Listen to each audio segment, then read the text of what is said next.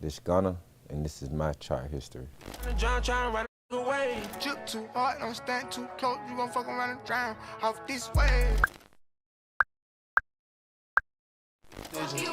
Young Gunna one that back calling me splurge, why me jump right off the curb.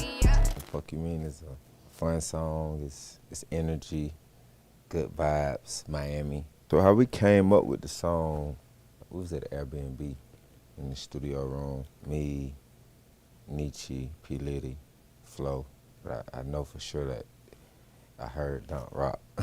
It was also just like a bunch of like beautiful women in the room, just vibes, and the beat playing. And I remember P. Liddy like, yeah, she really just saying, yeah. She from Morocco, but she done lived in Paris. So like she got a French accent that just was like different, right? And then I'm like, man, you need to just record, say this, just record it one time. I duplicated it all the way through the song. I might have said fuck you mean, and Nietzsche like, man, you need to say fuck you mean with like everybody in the room. The whole room like, fuck you mean. That's why it sounds like a lot of people when you hear fuck you mean, because there was a lot of people in the room. How I make a song, I freestyle and just kind of just like dissect it. But it start off with my feelings of like just how I'm feeling today. Yeah.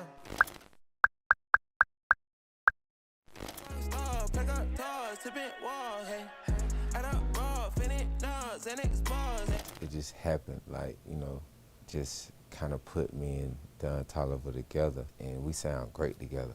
At the time we did Jimmy Fallon, we couldn't really go to Jimmy Fallon because of the COVID and everything going on, so we had to do it off-site. And me, Toliver, Nav, we all came and just gave it more life, more energy to just see the connection of all of us just, you know, being collaborative. It's a good song to this day. Hey, hey, off the juice, coding got me tripping. Jump too hard, don't stand too close, you gon' fuck around and drown off this way. But that song, it was like a no-brainer. Like I didn't even have to like think of how the approach was gonna really be. You know what I'm saying? I just came me. That was a time when me and Baby, we was doing Drip Harder. We kind of just bouncing off each other. We doing songs. We just trying to finish this album. Turbo made this beat. Baby started on this motherfucker, and then like once I heard it, it was just like, let me do my part. I feel like just us alone, just like coming up, two artists from Atlanta, like young youth, and we giving it up hard. It just took the song to the moon. It was already written, just the whole song of just us together. It was a good combination, good collaboration. Jump too hard, charge to the car, designer to the ground, I can balance better name. Pop a P, I'm paranoid. I keep asleep with pockets deep. Got rest on me, why they watching me? I'm pushing P. Well, the pushin' P I know of that I was, you know what I'm saying, still pushing. It just came from like Atlanta culture of us being some players and just pushing just like positivity, just good vibes. It's all like that could form under this P, which P. And like at the time you can remember like I kind of like gave you a brief of, you know, bossing up your ladies, P. Looking out for your people was P. I was just, you know, just trying to let people know what all could be, you know, pushing P. Me, Slime, Pluto, it was already like cultural in Atlanta of us pushing P. So when we did a song, it was just like a no-brainer to like the world, I feel, because it was like we've been kind of like pushing this like culturally, like you said, it was already a slang or whatever that we was already doing anyway. But when it came to a song, it was like, oh yeah, we pushing P. Now you got Nike pushing P, you got IHOP pushing P, you got Kim K pushing P. She Kim P at the time. Me and Pluto started the song in Miami. Like Slime wasn't there yet. I brought the song back to Atlanta, and I just knew he needed to be on the last verse. That's really how we did the song. I'm pushing P, I'm pushing P, yeah. Everything litty, I love when it's hot. Turned to the city, I broke all the knots. I did that song maybe like 3 in the morning, 4 in the morning. It's late, maybe later than that. I know I just remember being late and tired. Just pull my own stunts. We had firemen on hand and stuff because it's serious, you know, and I had to have layers of clothing on. So it was all like layers to doing it. We had to get a lot of permits, stuff like that, but we got it done. If it could be done, try it, why not? Especially if it makes sense, it's for a greater cause, it's for the music video.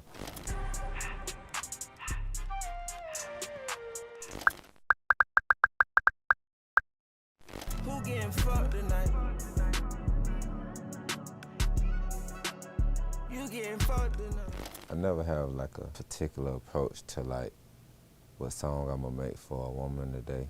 That day I didn't think I was going to the studio to make a who getting fucked song tonight. The vibe that night, it was intentional when I started reading the room, and I'm like, okay, we got a couple vibes in here, you know, regular casual night, and then it's a girl that I just remember her leaving the room, and she was just gone for a minute, and then I put two and two together, and then I just started writing the song like, who getting fucked tonight?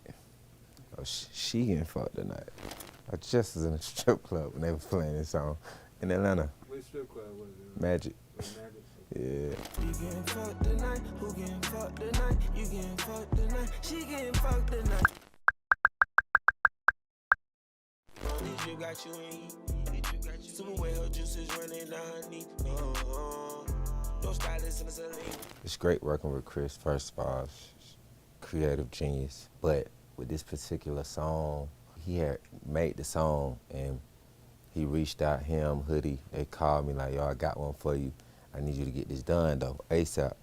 And at the time I remember like, my voice was like gone.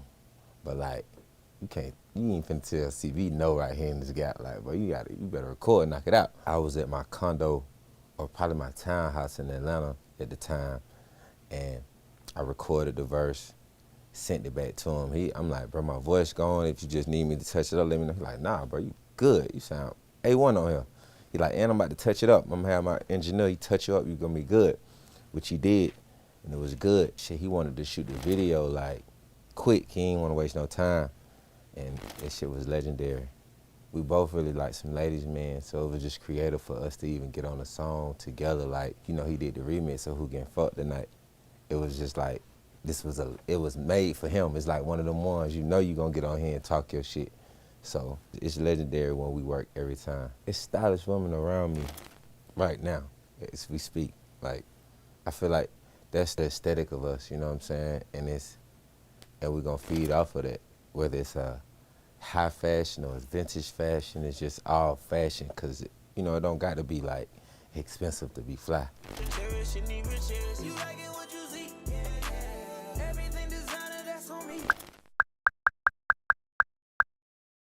They set me down like I went out of space, now I gotta go back to the moon. Nigga right back on the shrooms. Nigga get that like it ain't nothing. I think we kind of just fed off like the energy and the lyrics of the song, me and Spike. Even in the song, it's just like I'm letting you know, like they set me down when I was out of space. Like this me coming off of 2022, I was just out of space. I was just pushing P. I can go to Jupiter whenever I want, you know what I mean? But now I gotta go back to the moon, you know what I'm saying? And that was the energy for the video of just like me versus me talking to me like getting it off of my chest for me to get back to the moon, to just let the world know like, boy, I'm still here. I'm going all the way up again. If you had an opportunity like SpaceX to do outer space travel, would you do it? I probably would. Yeah, if it made, like, once I know, like, the dynamics of me getting back, I go. They set me down like I went out of space, now I gotta go back to the moon. Spaceship, now I'm a space cadet. Big white mansion in my habitat. Aim light of stage like a lady. It was a different, like, beat. Like, it was a Metro production, and I feel like he's a great producer, and he always could just go, like, to the highest of a high. It could be with any artist. It doesn't have to be, like, the highest of the high artist either. He can mesh those two, like, very, very well. And I feel like that's kind of like what that was right there when we did that, because he already had the beat ready. All I had to do was just come in there and just do what I do. He knowing me as an artist, he knowing like, all right, this beat right here is for Gunna. He gonna do exactly what I need him to do, so now I can finish it and touch it. And that's what Metro do. That was produced the right way. It was like a feed out the video, and Metro just took it to the next level. Like, and his whole thing was from the song. Like the Space Cadet song, he took that and brought Space Cadet to like real life. You know what I'm saying? And I even feel like that's what he did when we did Jimmy Fallon. He painted the picture the right way and delivered. I met him through like Atlanta, of course, but like I can't remember the exact date or like timing of like when or how we really like met, but we meshed through for sure, through Thug, 100%, but like I didn't just meet them together. You know what I mean? I just remember meeting Metro on my own. Got me going jeans cause I'm cool rap. Bought a spaceship, now I'm a space cadet. This shit didn't get off track. Let's get it back on track. Going all out when it's by that bread and butter. At the time me recording this song, it was just like a dark space for me. And also just like at a time where like there was a lot of noise, just a lot of noise that I had to like silence, right? In the midst of all of that, I'm just still creating, doing music, you know? And I'm writing songs, and I told you I write music like how I feel. Going all out about my bread and butter is like, that's a forever. Like I'm gonna do that, you know what I'm saying? And I feel like at the time, life and career on the line of like me just being able to continue as an artist, you know what I'm saying? So it's like, it's that type of energy, like, hey, nah, like back against the wall. I recorded that song in that house that I shot the video in. So it was like, you do a song, my peers, my support system, y'all hear this song, we in this house together, let's just shoot it. Like we all felt that song in that moment in time of it to be my first release off of being released. I still felt dark, no relief. A song was out and it was trending. So I was just like, you know, like this, I do music. I am an artist. So this is what I gotta continue to do. Inside a dog tunnel, yeah. Fuck them boys, I found out who my real problems. And who was only with me cause I had dollars. One bitch, they 10. One-on-one, never again. One-on-one. Don't get the kick in the butter, I kinda like hustle the money all in. Me resonating with athletes, like do fitness, I go to the gym and work out, and now like I'm so invested into my health. I do things that athletes have to do to, you know, to stay conditioned or push to the next level. That's how I'm already just like can relate to an athlete now, a young athlete or older athlete, whether he all the way pro or AAU. The one-on-one is just like, it's me, like I'm one-on-one, like I can do a lot. I can tap into fitness and health and wellness and tapping into fashion. This was just like a no-brainer to me to kind of like highlight that. I went to the OTE and just kind of like locked in with them. It was cool. It was a great experience. A lot of different players like that done reached out or just been always supporting me on the internet. Jeff Jefferson, KD, LeBron James, Carmelo Anthony, Paul Pierce, Patrick Mahomes, Trey Young. One bitch, they 10. One-on-one, never again. Don't get the kick in the butter, I kinda like hustle the money all in. She banking on me on the bank. I smack her, she let her get spanked. I tackle her, bitch let her wrestle. Young bachelor, we love play. I'm always in Los Angeles. It wasn't like the girl is from Los Angeles, but like she likes LA. She just was with me at the time. Like this video was kind of like organic video where it was like, oh, she with you? All right, she cool, like it's good, all right, let's shoot. And like, yeah, we know we shooting a video. You know, it's beautiful women out there in Houston. So that's another place like that I already traveled to, and it was just like, you know, we out here, let's get something, you know what I'm saying? It really wasn't like, let's fly to Houston and get this clip, let's fly to LA and get this clip, let's fly to New York and get this clip. It wasn't that. It's like, all right, we in New York, oh, she cool, all right, let's shoot it. That's why I was directed by me, because I'm telling him like, all right, this is a good time to shoot.